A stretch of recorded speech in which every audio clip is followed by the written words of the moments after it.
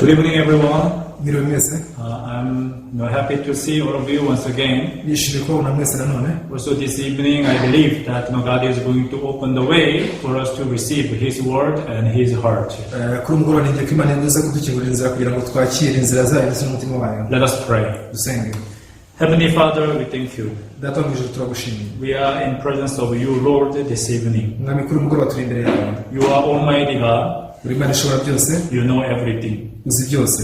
Father, sometimes we are discouraged by the different problems and challenges we are faced in this world. Rimwe na rimwe ducibwa intege n'ibibazo ndetse n'ingorane duhura nabyo muri iyi si. And because of that problems, we sometimes fall into the despair. Ibyo bibazo bituma rimwe na rimwe twiheba. And we do not know what to do, and we do not know which destination we are supposed to head to. Ntituba tuzi icyo twakora ndetse n'icyerekezo dukwiye kwerekeramo. However, you always make a way, even out of nowhere. Ariko igihe cyose uca inzira aho zitari. And you always provide us with the perfect solution. Uhora uduha igisubizo gitunganye. Even our sin problem, we have no way, even though we have no way in order to get the perfect solution. Ntabwo dufite umuti nyawo wo gukemura ikibazo cyacu cy'icyaha. No matter how hard we tried, we are always, in sin and in condemnation. Uko tugerageza kose duhora mu cyaha no kwiciraho iteka. However, through your word and through your promise, ariko binyuze mu ijambo ryawe n'isezerano ryawe, we are able to get the true salvation. tubasha kubona agakiza k'ukuri. Not by our good works, but by the works of Jesus Christ. bitavuye mu mirimo yacu ahubwo bivuye mu mirimo ya Yesu Kristo. By accepting the word of Jesus, kubwo kwemera ijambo rya Yesu, by the works of the Jesus Christ, kubw'imirimo ya Yesu Kristo, we are able to get the eternal life. tubasha kubona ubugingo buhoraho. Because the blood of Jesus redeemed our sins forever. kubera ko amaraso ya Yesu Kristo yacunga ibyaha byacu iteka ryose. We glorify you, Lord, this evening. Mwami turaguhimbaje kuri umugoroba. Help us so that we can open up our heart to receive your word this evening. dufasha kugira ngo tungure imitima yacu twakire ijambo ryawe kuri umugoroba. May you bless all viewers. umugisha wadukurikiye bose. I pray everything in the name of Jesus. dusenze byose neza mu izina rya Yesu. Amen. Amen. Okay, so this evening, let us open to the book of Ruth, chapter 3. kuri umugoroba tungure mu gitabo cya Rusi ibice bitatu. Ruth, chapter 3, from verse 1. Rusi ibice bitatu turasoma duhereye ku murongo wa mbere. We are going to read the whole chapter. turuze gusoma igice cyose.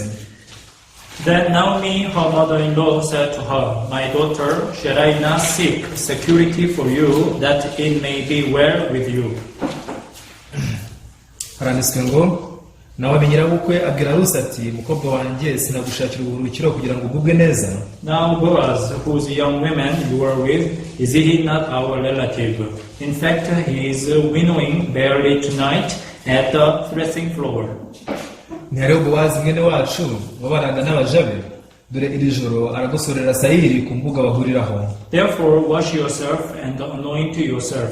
Put on your best garment and go down to the threshing floor, but do not make yourself known to the man until he has finished eating and drinking. nuko wiyuhagire wihezure wambaye umanuke ujye ku mbuga, ariko ntumwimenyetseho atararangiza kurya no kunywa. Then it shall be when he lies down that you shall notice the place where he lies, and you shall go in, uncover his feet, and lie down, and he will tell you what you should do. kandi naryama witegereza aryamye, umwegere worosere ibirenge bye uryame, hanyuma arakubwira icyo uri bukore. And she said to her, "All that you say to me, I will do." aramusubiza ati ibyo umbwiye byose ndabikora. So she went down to the threshing floor and did according to all that her mother-in-law instructed her.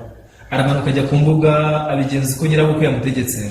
And after Boaz had eaten and drunk, and his heart was cheerful, he went to lie down at the end of the heap of grain. And she came softly, uncovered his feet, and lay down. Bowazi amaze kurya no kunywa, umutima we unezerewe, ajya kuryama iruhande rw'ikirundo cy'imyaka, undi aza yomboka yorosora ibirenge bye araryama. Now it happened at midnight that the man was startled and turned himself, and there a woman was lying at his feet. mu gicuku umugabo arashiguka, areguka abona umugore uryamye ku birenge bye. And he said, "Who are you?" So she answered, "I am Ruth, your maidservant. Take your maidservant under your wing, for you are a close relative." aramubaza turinde. Aramusubiza ati ndi umuja wawe Rusi, worose umuja wawe umwambaro wawe, kuko ari umucunguzi wacu. Then he said, Blessed are you of the Lord, my daughter, for you have shown more kindness at the end than at the beginning, in that you did not go after young men, whether poor or rich. Aramusubiza ati uhiriwe kuwiteka mukobwa wanjye, ineza werekanye none iruta iyo werekanye ubwa mbere, kuko utashatse abasore naho baba abakene cyangwa abatunzi. And now, my daughter, do not fear. I will do for you all that you request. For all the people of my town know that you are a virtuous woman. None mukobwa wanjye witinya, ndakugirira ibyo uvuze byose, kuko abanyarukiko bose b'ubwoko bwanjye bazi yuko uri umugore utunganye. Now it is true that I am a close relative. However, there is a relative closer than I. Nukuri koko ndi umucunguzi wanyu, ariko hariho undi undusha kuba umucunguzi wa bugufi. Stay this night, and in the morning, it shall be that if he will perform the duty of a close relative for you, good. Let him do it. But if he does not want to perform the duty for you, then I will perform the duty for you, as the Lord lives. Lie down until morning. Rara hano iri joro, kandi mu gitondo ndagukorera ibikwiriye umucunguzi, bizaba byiza azabigukorere. Ariko niyanga kubigukorera, ndahiye Uwiteka uhoraho yuko ubwanjye nzagukorera ibikwiriye umucunguzi ijambo buke. So she lay at his feet until morning, and she arose before one could recognize another. Then he said, Do not let it be known that the woman came to the threshing floor. Aryama ku birenge bye ageza mu rubungabungo, abyuka hataragera igihe umuntu abasha kwitegereza undi, kuko yagiraga ngo byo kumenyekana yuko uwo mugore yaje ku mbuga. Also he said, Bring the shawl that is on you and hold it. And when she held it, he measured 6 ephahs of barley and laid it on her. Then she went into the city. Aramubwira ati zana umwenda witeye uwufate. Arawufata, amugiriraho inshuro 6 za sayiri, arazimukorera ajya mu mudugudu. When she came to her mother-in-law, she said, Is that you, my daughter? Then she told her all that the man had done for her. Ageze aho nyirabukwe ari, aramubaza ati mbega ni wowe mukobwa wanjye? Rusi amubwira ibyo uwo mugabo yamugiriye byose. And she said, These 6 ephahs of barley he gave me, for he said to me, Do not go empty-handed to your mother-in-law. Ati izi nshuro za sayiri ukoresha 3 niwe wazimpaye, kuko yambwiye ati ntiwasubira kuri nyoko bukwe ari ntacyo ufite. Then she said, Sit still, my daughter, until you know how the matter will turn out. For the man will not rest until he has concluded the matter this day. Nawe maramubwira ati mukobwa wanjye yicarire ugeze aho uri bumenyere amaherezo yabyo, kuko uwo mugabo atari buruhuke atararangiza ibyo. I want to begin my evening session with this question. Ndashaka gutangiza iki cyigisho cy'umugoroba mbaza iki kibazo. What is the faith to you?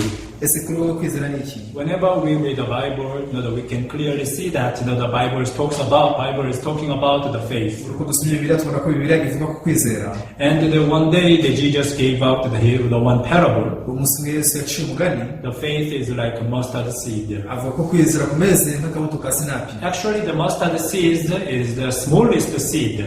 Ubusanzwe akabuto ka sinapi niko kabuto gato cyane mu zibaho zose. That's why no one can expect that there would be the big tree or the flower or the fruit when they see the seed. Mu gihe babonye ku kabuto nta muntu wakwitega ko kazashukamo igiti ngo kizere indabyo ndetse kizereho n'imbuto. Why? Because the seed is very, very small. Bitewe nuko kabuto kaba ari gato cyane. That's why you see that so many people, when they say about the faith, you see that the people, they just despise it.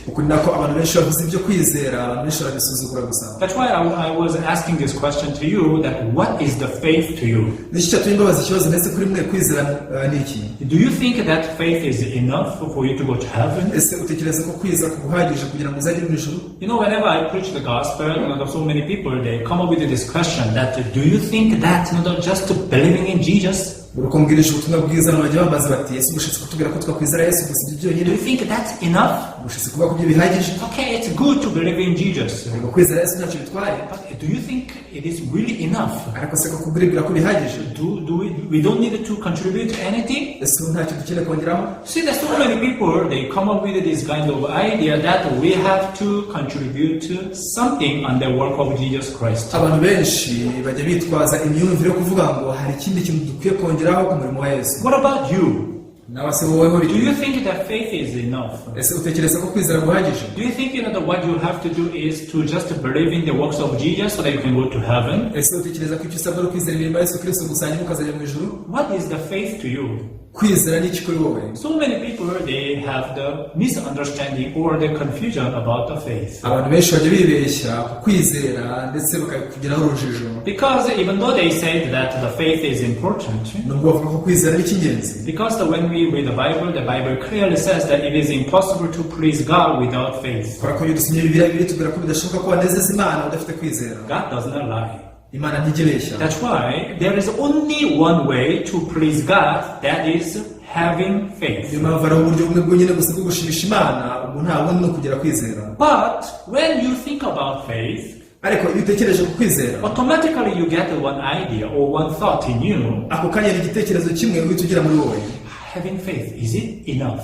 uti ese kugira kwizera kuko birahagije? Actually, who gives you that kind of a thought? ese urinde uguha igitekerezo nk'icyo? The faith, it's like a mustard seed.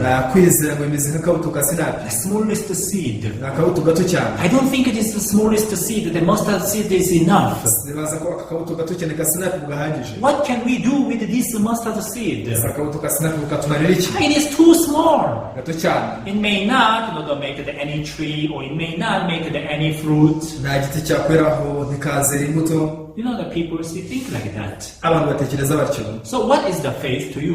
none kuri wowe kwizera ni iki? Many people, they just they consider the faith as an accessory. abantu benshi kwizera bagufata nk'ikintu cy'umugereka. Yeah, as you see that that I am wearing the watch. nk'uko mubibona aha ngaha nambaye isaha. Yes, it is very convenient, for me to wear a watch, because whenever I want to know the time, I can just look and I get the time. kwambara isaha bimva neza kubera ko buri cyose nkeneye kumenya igihe ndebaho gusa nkamenya amasaha ageze. However, even if I do not wear the watch, ariko nawe nta kwambara isaha, maybe it will be some more inconvenient.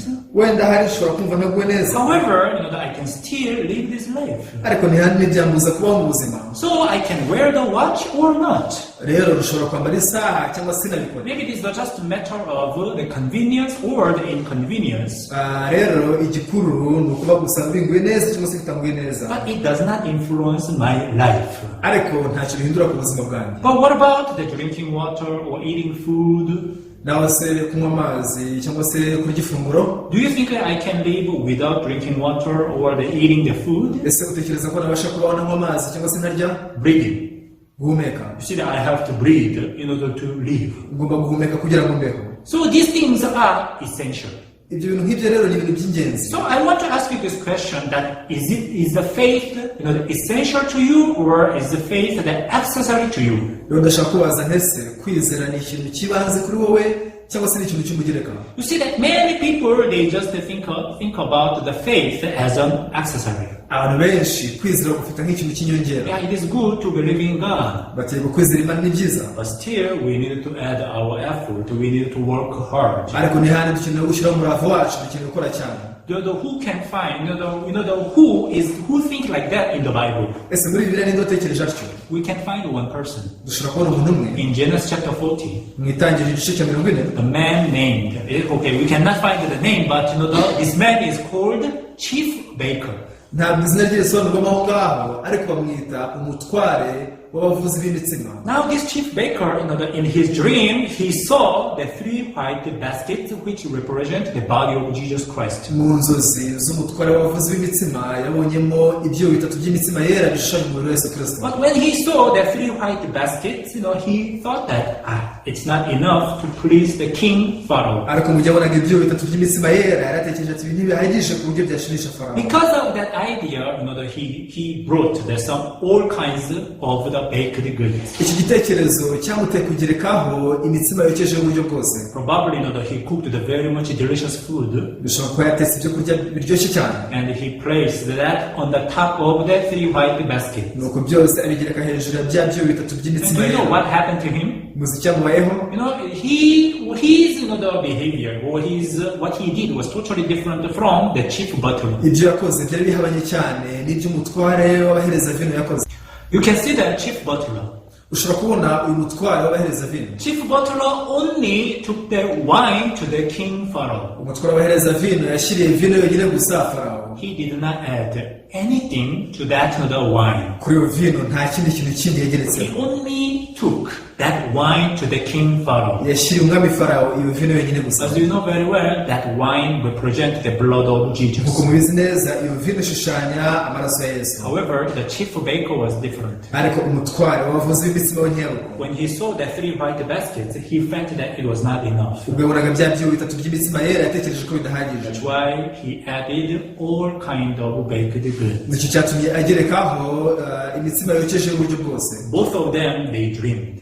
Bose barabose inzozi. And both of them they were given the body of Jesus and the blood of Jesus. Bombi bahawe umubiri wa Yesu n'amaraso ya Yesu. Actually, which are enough to take them to heaven. Kandi ibyo byari bihagije kubatwara mu ijuru. These two are enough to make them the perfect righteous before the king Pharaoh, who represent God. Ibi byombi byari bihagije kubagira abakiranutsi batunganye imbere y'umwami Farawo ari ushushanya Imana. However, one, the chief butler, you see that that he only relied upon the blood of Jesus, yet chief baker, he added his own contribution. Ariko umwe ari we mutware w'abahereza vino yiringiye ibyo byonyine gusa mu gihe umutware wavuze imitsima yongeye hake. Which means chief baker, that he considered that 3 white baskets as an accessory. Bisobanuye yuko uwo mutware wavuze imitsima yatekereje ko bya byo bitatu by'imitsima yera ari ikintu cy'inyongera. While chief butler, he considered that wine as an essential, that more than enough. Mu gihe umutware w'abahereza vino yatekereje ko iyo vino yo ihagije kurenza ibikenewe. We can see the 2 ways. Dushobora kubona inzira ebyiri. Which way are you standing on? Ese ni iyihe nzira uhagazemo? How do you consider the faith? Ese kwizera ugufata ute? Essential or accessory? Ese ni ukw'ingenzi cyangwa ni ukumugereka? If you consider the faith as an essential factor, kwizera uramutse ugufasha nk'ikintu cy'ibanze, you can even risk your life on it. Ushobora kwemera guhara ubuzima bwawe ku bwako. Why? Because that is the essential, that is the only way. Kubera ko kuba ari ukw'ingenzi cyane kandi bari inzira yonyine gusa. You can believe, you can even risk your life. Ushobora kwemera guhara amagara yawe. You can, bet 100% of your life, 100% of your, the things on it. Ushobora kwemera neza ugatanga ubuzima bwawe bwose kubera icyo. However, if you consider the faith as an accessory, ariko kwizera uramutse ugufasha nk'ikintu cy'inyongera, you see that you can never risk your life on it. Ntabwo wazigera uhara ubuzima bwawe kuri ko. You can never rely upon that faith 100%. Ntabwo wazigera wiringira ku kwizera ko nyine gusa ku kigero cy'100%. You can think about the Esther.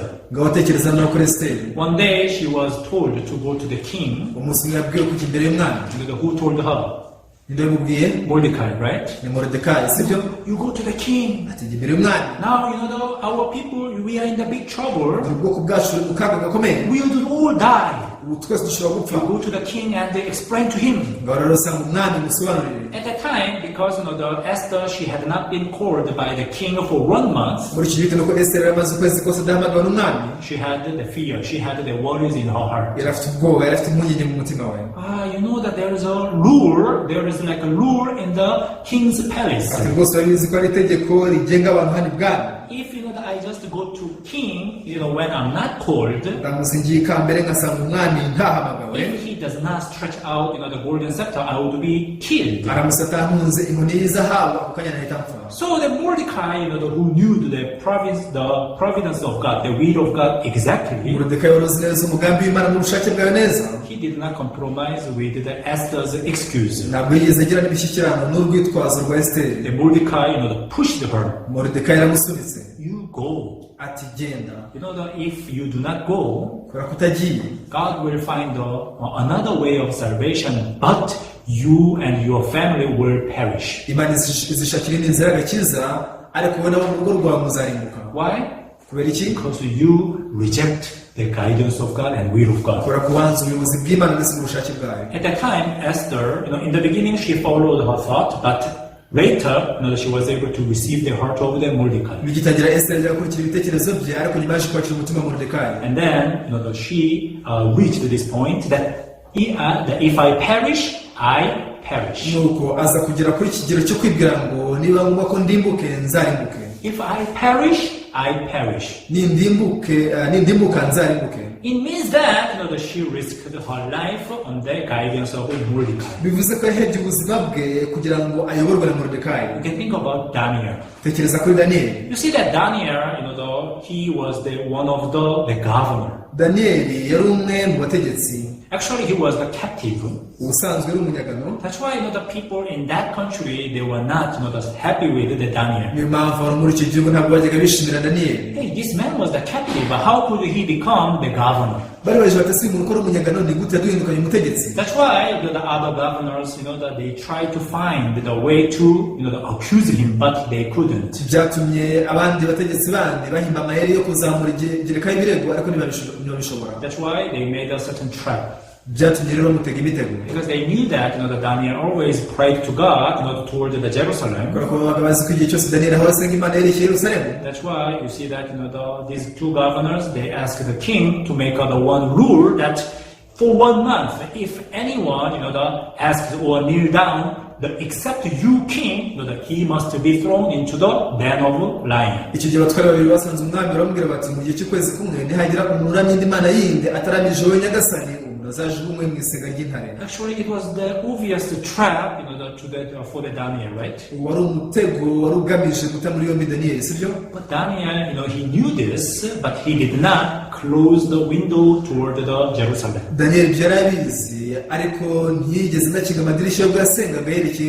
If I or you were Daniel,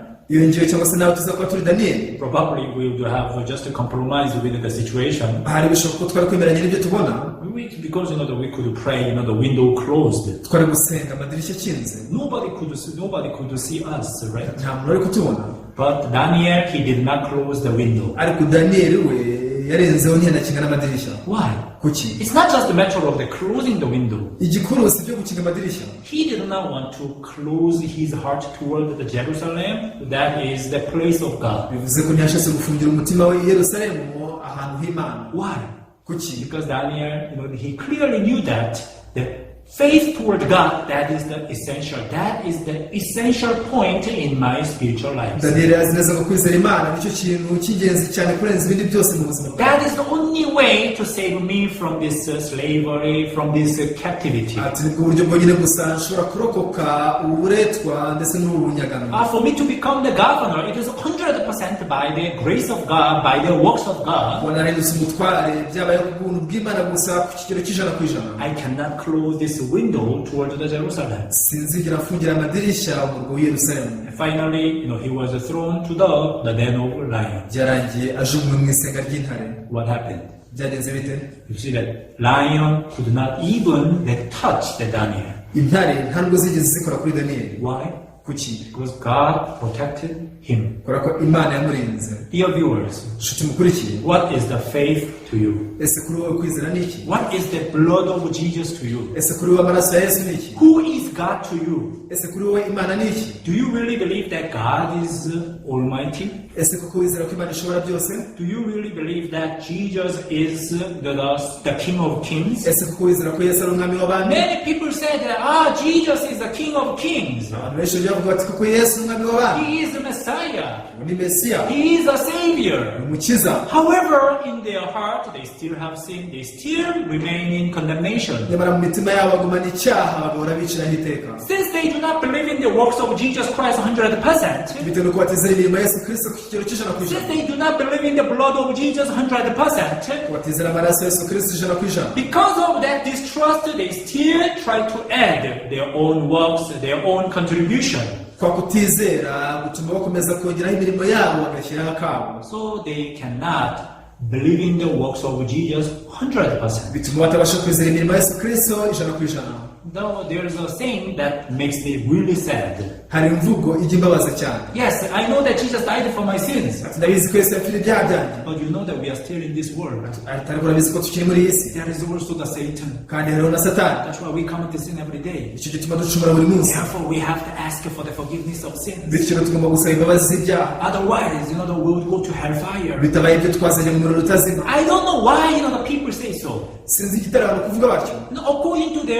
According to their sayings, it seems that the Satan is more powerful than Jesus. Ugenda kuri ibyo bavuga bisa nkaho Satani akomeye kurenza Yesu. Yes, we are in this world. Bati yego turi muri iyi si. Yes, the Lord of this world, the master of this world is the Satan. Umutware, umwami w'isi koko ni Satani. However, Nyamara one that we believe, one is in the Bible, that is Jesus, and he is more powerful than the devil. uwo twizera, uwo tubona muri Bibiliya, uwo ni Yesu kandi akomeye kurenza sekibi. Do you believe that? Jesus. Yesu uramwizera? Do you believe that? God. Ese iyo Mana urayizera? If that belief is essential to you, niba uko kwizera ari ukwibanze kuri wowe, I have no doubt that you would realize the heart of God towards you. sifite gushidikanya kuzamenya umutima Imana igufitiye uwo ari wo. Whoever believes in him should not perish but have everlasting life. ngo kugira ngo umwizera wese atarimbuka ahubwo ahabwe ubugingo buhoraho. Bible clearly says, Bibiliya itubwira neza yuko whoever believes in him kugira ngo umwizera wese should not perish atarimbuka but have everlasting life. ahubwo ahabwe ubugingo buhoraho. However, so many people, they say they believe in Jesus. nyamara abantu benshi bavuga ko bizera Yesu, However, they have so many conditions to perish. ariko bujuje ibisabwa byinshi byatuma barimbuka. If I commit a sin, I perish. bati ndamutse nkoze ibyaha narimbuka, If I do not repent, I perish. ntihanye narimbuka, If I backslide, I perish. ndamutse nsubira inyuma narimbuka. You know, the Esther said, if I perish, I perish. Esiteri yagize nawe kuvuga ati niba ngombwa ko ndimbuka nzarimbuke. Did Esther perish? ese kuko Esiteri yararimbutse? Did Daniel perish? ese Daniyeli yararimbutse? No. shwida, They did not perish. Why? bigeze barimbuka kubera iki? Because God protected them. kubera ko Imana yabarinze. God never disappoints us. Imana ntijya idutenguha. Where if you believe in him, mu gihe uyizeye, you see that God can never ever disappoint you. Imana ntizigera na rimwe The igutenguha. Bible clearly says, Bibiliya ivuga neza ko one who keeps Israel will not sleep nor even slumber. Uwiteka urinda Isirayeli ngo ntasinzira ntahunikira. Unfortunately, so many people, they do not understand the heart of God. icyo baje nuko abantu benshi batajya basobanukirwa umutima w'Imana. Now, here, the story that we read today. none iyi nkuru twasomye hano uyu munsi, Naomi said to the Ruth Naomi yabwiye Ruth ati, something really strange. yamubwiye ikintu kidasanzwe Actually, this sounds crazy. cyumvikana nk'ubusazi. You see that now the Naomi is the mother-in-law to the Ruth. nimurebe Naomi yari nyirabukwe wa Rusi, But now Naomi said to her, ariko ubu none Naomi yaramubwiye ati, you go to the house of Boaz, jya mu rugo rwa Bowazi, and when that he is lying, when he is sleeping, hanyuma naza kuba aryamye, you uncover that blanket and go into the blanket. uze kugenda worosora ikiringiti cye hanyuma useseremo umuryamye iruhande. Do you think this is normal?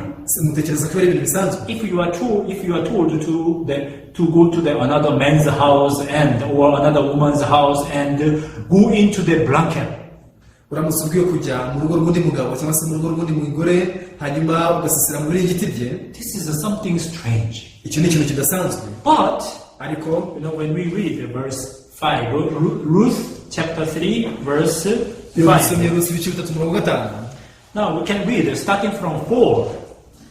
dushobora gusoma duhere ku murongo wa 4. Ruth chapter 3 Rusi ibice 3 verse 4 and 5. umurongo wa 4 n'uwa 5. Then it shall be when he lies down that you shall notice the place where he lies, and you shall go in, uncover his feet, and lie down, and he will tell you what you should do. And she said to her, all that you say to me, I will do. haravuga ngo kandi naryama witegereza aho aryamye umwegere worosora ibirenge bye uryame hanyuma arakubwira icyo uri bukore. aramusubiza ati ibyo umbwiye byose ndabikora. And Ruth followed the Naomi 100% perfectly. Rusi yakurikiye Naomi ku kigero cy'100% mu buryo butunganye. So how do you think she followed the Naomi? Actually, this sounds crazy and this sounds very strange. utekereza ko yakurikiye Naomi ate? Ni ibintu ibintu byumvikana nk'ibidasanzwe n'ibyumvikana nk'ubusazi. Because Ruth, that she found the providence of God through Naomi. Kubera ko Rusi yabonye umugambi w'Imana binyuze muri Naomi. Even though it sounds strange, nubwo byumvikana nk'ibidasanzwe, even though it sounds not understandable, nubwo ari ibintu bitumvikana mu bwenge, the reason why Ruth could follow Naomi, icyatumye Rusi akurikira Naomi, because she could exactly discover the providence of God and the will of God through Naomi. nuko yaje gutahura umugambi w'Imana n'ubushake bwayo binyuze muri Naomi. Dear viewers, do you know this verse? The verse that faith comes by hearing. Nshuti mukurikiye, mwamuzi cyane se kivuga ngo kwizera guheshwa no kumva. It is not that the faith is formed in your heart by your effort, by your determination. Ntabwo kwizera kuvukira mu mutima wawe binyuze mu murava wawe ndetse no kwiyemeza kwawe. The Bible clearly says that faith comes by hearing. Bibiliya ivuga neza ko kwizera kuzamo no kumva. In order for you to hear the word of God, kugira ngo ubashe kumva ijambo ry'Imana, you need somebody to preach to you. usabwa umuntu wo kukubwiriza. Which means you need a preacher, you need the spiritual guider who tells you the word of God. bivuze ko ukeneye umuyobozi mu buryo bw'umwuka cyangwa se umubwiriza wo kubwira ijambo ry'Imana. Now here we can clearly see the secret of the servant of God, or secret of the church. hano dushobora kubonamo ibanga ry'umugaragu w'Imana ndetse n'ibanga ry'itorero. Because without the gospel preacher, it is impossible for you to listen to the gospel. kubera ko atabaye umubwiriza w'ubutumwa ntibishoboka ko wakumva ubutumwa bwiza. That's why God established Moses. nicyo cyatumye Imana yimika Mose, God also established Joshua. Imana yimika Yosuwa, God established David. Imana yimika na Dawidi, Also he established Peter. ndetse yimitse na He Petero, established the Apostle Paul. yimitse n'intumwa Pawulo.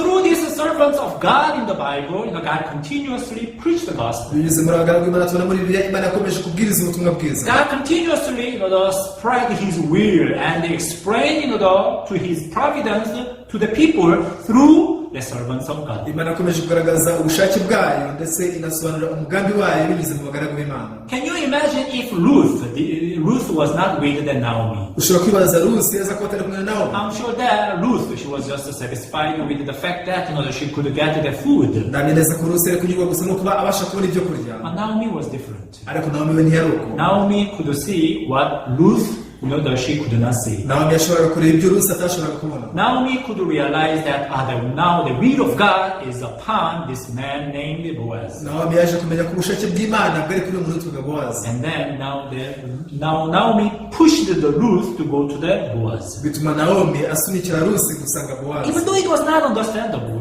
bitumvikanaga. now you see that Ruth, she followed the Naomi. ariko Rusi yakurikiye Naomi. And when she followed the Naomi, mu gihe yakurikiraga Naomi, everything perfectly worked. ibintu byose byagenze neza mu buryo And butunganye. then when Ruth came back to the Naomi, mu gihe Rusi yagarukiraga Naomi, Naomi it began to explain to the Ruth. Naomi yatangiye gusobanurira Rusi. We can read verse 18. dushobora gusoma mu murongo wa 18. Verse 18 says, umurongo wa 18 uragira uti, Then she said, Sit still, my daughter, until you know how the matter will turn out, for the man will not rest until he has concluded the matter this day. nawe baramubwira ati, umukobwa wanjye iyicarire ugeze aho uri bumenyere amaherezo yabyo, kuko uwo mugabo atari buruhuke atararangiza ibyo. Now the Naomi explained to the Ruth clearly. kuri uwo Naomi yasobanuriye Rusi neza ati, Do not worry. wigire impungenge. Do not try to add any kind of work or any kind of contribution. ntugerageze kugira umurimo cyangwa se uruhare rwawe wongeraho. Sit still.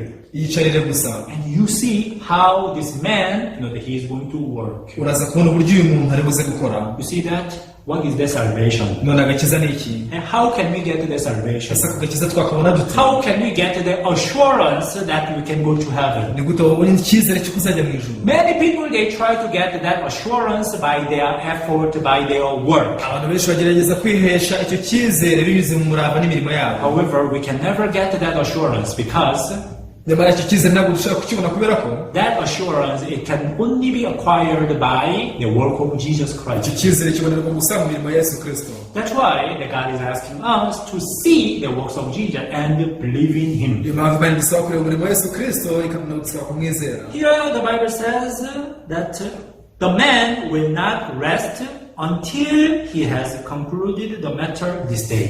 hano Bibiliya iravuga ko umuntu atari buruhuke atararangiza ibyo. You can read in this way. ushobora kwasa umutya for your issue of the sin. ku bijyanye n'ikibazo cyawe cy'icyaha. The man, Jesus, will not rest until he has concluded the matter of your sin this day. Uwo muntu Yesu ntabwo azaruhuka atararangiza ikibazo cyawe cy'icyaha ngo gikemure burundu uyu munsi wa none. Jesus came down this world for your sin problem. Yesu yaje muri iyi si azi ibibazo by'icyaha cyawe. Jesus came down this world to connect you with God. Yesu yaje muri iyi si azana no kuguhuza n'Imana. Jesus came down this world to break down the middle wall of separation. Yesu yazanywe muri iyi si no gusenya urukuta rwo gutandukanyaga n'Imana. That is the work of Jesus. Uwo ni umurimo wa Yesu. The Bible says, Bibiliya iragira iti, He will not rest until he finishes this mission. Ngo ntabwo azaruhuka atararangiza ibyo. That's why the Bible says, nicyo gituma Bibiliya ivuga iti, John chapter 19 verse 30, muri Yohana 19:30, it is finished. iti birarangiye. This mission that Jesus came down with, that mission was finished. Uwo murimo wazanye Yesu yarawurangije. That's why after he died, abaze gupfa, he did not just remain in that, the death. ntabwo yisigariye mu rupfu gusa, He resurrected. ahubwo yarazutse. Why?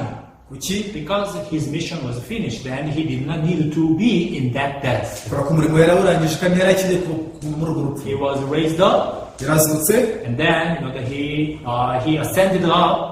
asubira mu ijuru. Now he is sitting at the right hand of God. kuri ubu yicaye iburyo bw'Imana. He is in heaven waiting for us. ari mu ijuru dutegereje. Hey, now I have done all my missions and all of my works to make you the perfect righteous. aravuga ati ndangije umurimo wanjye wose wo kubagira abakiranutsi batunganye. Now you are with me. kuri ubu uri kumwe nanjye. Because I promised you that I am with you until the end of the world. kuko nabasezeranyije ko nzahorana nawe kugeza ku mpera y'isi. You are the light of the world. umucyo w'isi. But still so many people they live in darkness. ariko abantu benshi baracyabaye mu mwijima. You go and enlighten the world. muzagende mumurikire isi. You go and preach the gospel. muzagende mubwirize You ubutumwa go bwiza. tell them that all of our sins are finished. muzagende mubabwirize ko ibyaha byacu byose Now you are byarangiye. with God, you are with Jesus. muri kumwe n'Imana, muri kumwe na Yesu. Dear viewers, nshuti mukurikiye, are we not supposed to proclaim this death of Jesus Christ? ese kuko ntidukwiye guhamya urupfu rwa Yesu? Are we not supposed to proclaim this resurrection of Jesus? ntidukwiye guhamya irizuka rya Yesu? Still, 4 lepers in the 2 Kings chapter 4, chapter 7, ababembe bane bagaragara mu gitabo cy'abami ba kabiri igice cya karindwi, they went to the Syrian camp. bagiye mu rugerero rw'Abasiriya, They found no one. basanga nta muntu urimo. Yet, in the thought of the people in the city of Samaria, nyamara mu bitekerezo by'abaturage b'i Samariya, still so many Syrian soldiers. bibwiraga ko hakiri ingabo nyinshi cyane z'Abasiriya. Because of that, even they could eat their baby. ibyo byatumye batangira no kurya impinja zabo. But in reality, there was no soldier. ariko mu by'ukuri nuko nta basirikare bari barimo. In the same way, iki kimwe rero in our thought, mu bitekerezo byacu, in the thoughts of so many people, mu bitekerezo by'abantu benshi, it seems that they still have sin in their heart. batekereza ko bagifite ibyaha mu mitima They yabo, still have condemnation. bibwira ko bakiciraho iteka. But in reality, ariko mu by'ukuri, by the blood of Jesus, bw'amaraso ya Yesu, by the death of Jesus, urupfu rwa Yesu, all of our sins were finished and washed. ibyaha byacu byose byarogejwe, byose byararangiye. Those who believe in this, abizeye ibyo, they were promised that Jesus is with us. basezeranijwe ko Yesu ari kumwe nabo. And Jesus who is with us, that he is also taking care of any kind of problem and challenge and difficulties in your lives. kandi rero Yesu uri kumwe natwe, yita ku bibazo, amagorwa, amakuba n'ibyago byose byo mu buzima bwawe. Ruth, she was the Moabitess woman. Rusi yari umumowabukazi. This Moabite woman, she was not supposed to enter into the Bethlehem. umugore nk'uyu mumowabukazi ntabwo yari yemerewe ko yakwinjira i Betelehemu. Because these people of Moab, they were so evil in the eyes of God. kubera ko ubwoko bwa Mowabu bari abantu babi cyane bazira ku Mana. By herself, it is impossible for her to enter into the Bethlehem. wenyine kubwe ntibyashobokaga ko yakwinjira i Betelehemu. But when she was together with Naomi, ari kuganira kumwe na Naomi, when she was guided by the Naomi, ubwo yayoborwaga na Naomi, that Naomi could become the way for her. Naomi we yashoboye kumuhindukira inzira. Now that Naomi it represents the servant of God and gospel preacher. Naomi we urahagarariye umugaragu w'Imana n'umubwirizabutumwa. So that the dirty and filthy woman Ruth, she was able to enter into the Bethlehem. byatumye uyu mugore wanduye wahindanye nka Ruth abasha kwinjira i Betelehemu. And finally, she was able to be in the genealogy of Jesus Christ. Amaherezo byanarangiye ashyizwe mu rutonde rw'amasekuruza ya Yesu. Dear viewers, nshuti mukurikiye, you and me, all of us, we are dirty and filthy. wowe ndetse nanjye twese turi abantu bahindanye kandi banduye. We are not worthy to be saved and to become the righteous. Ntabwo twari dukwiye kwakira agakiza no kugirirwa abakiranutsi. However, ariko by the sacrifice of Jesus Christ, binyuze mu gitambo cya Yesu Kristo, by the crucifixion of Jesus Christ, binyuze mu kubambwa kwa Yesu Kristo, we are able to receive the right to become the children of God. twabashije kubona uburenganzira bwo kuba abana b'Imana. What else do we need? Ese ikintu dukeneye ni iki? If the work of Jesus is not enough, niba umurimo wa Yesu udahagije, what else could we add? ese ni iki kindi twakongeraho? Believe in the word of God. Wizere ijambo ry'Imana. That faith will never disappoint you. uku kwizera ntikuzigira kugutenguha. That faith is more than enough. uku kwizera kurahagije kurenza ibikenewe. Mustard seed, akabuto ka sinapi, even though it looks very small, nubwo gasa nk'aho ari gato cyane, but in that mustard seed, it has the potential to become the great tree, ariko muri ako kabuto ka sinapi aba ari mu bushobozi bwo kuzavamo igiti kinini cyane, so that it can give a nest to the birds of the air. kizabasha kwarikwamo n'inyoni zo mu kirere. I hope that you believe this. ndabinginze ibi mubyizere. I will speak up to here. reka nsoreza Let us pray. dusenge. Heavenly Father, we thank you. data mu ijuru turagushimiye, You have given us this beautiful evening. waduhaye umugoroba mwiza, Allow us to remember your word. udukundire kuzirikana ijambo ryawe. Faith is enough. kwizera kurahagije, Because in faith, there is everything. kubera ko mu kwizera habamo ibintu byose. The Bible says that just shall live by faith. bibiliya itubwira ko ukiranuka azabeshwaho no kwizera, Without faith, it is impossible to please God. kandi gutizera ntibishoboka ko yanezeza Imana. It is the clear proof that the faith is more than enough. iki ni igihamya ntakuka cy'uko kwizera guhagije. And when we get the exact faith in our heart, iyo tubonye kwizera nyako mu mitima yacu, this faith, the faith grows in our heart. uku kwizera gukurira mu mitima yacu, And this faith must bring forth the work. kandi uku kwizera kuba kugomba kwera imirimo. It's not our work, but the work of faith. si imirimo yacu ahubwo ni imirimo yo kwizera. And one who has faith in the Bible, they always live the victorious life. muri bibiliya aba bafite kwizera babagaho ubuzima bwo kunesha. Allow all viewers to realize this secret, kundira abakurikiye bose bamenye iri banga, so that they can live the victorious life. bizatuma babaho ubuzima bwo kunesha. Thank you, Father. data turagushimiye, May you bless everybody. umugisha buri muntu. I pray everything in the name of Jesus. dusenze ibi byose nizeye mu izina rya Yesu, Amen. amen. Thank you very much. murakoze cyane, See you next time. naho ubutaha.